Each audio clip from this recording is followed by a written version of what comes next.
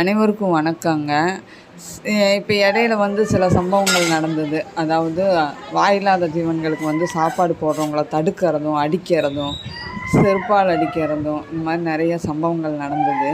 அதையெல்லாம் தடுத்து நிறுத்துகிற விதமாக டிஜிபி வெங்கடரமணன் ஐயா இப்போ ஒரு அறிக்கை விட்டிருக்கிறாரு. அதாவது தெருநாய்களுக்கு சரியான சாப்பாடு கிடைக்காதாலும், மருத்துவ வசதி இல்லாமல் நோய்வாய்ப்பட்டதாலேயும் தான் இந்த ஜீவன்கள் மனிதர்களை ஆக்ரோஷமாக தாக்குது. அதனால் அந்த வாயில்லாத ஜீவன்களுக்கு சாப்பாடு வைக்கிறவங்களையும் சரி, மருத்துவ உதவி பண்ணுறவங்களையும் தடுக்கக்கூடாது.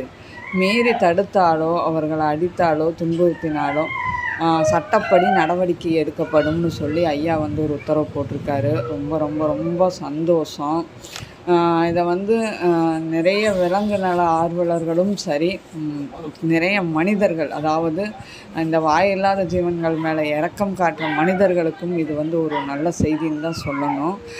அப்படியே சில கேடு கெட்ட ஜென்மங்கள் என்ன பண்ணுறாங்கன்னா, அந்த பாருங்கள், வீட்டில் வளர்த்துற டாக் குட்டி போட்டிருக்குது.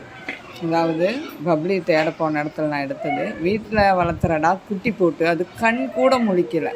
அவ்வளோ ஒரு சின்ன குழந்தைய கொண்டு தெருவில் போட்டிருக்கிறாங்க. இதுக்கு ஆண் குழந்தை தான்.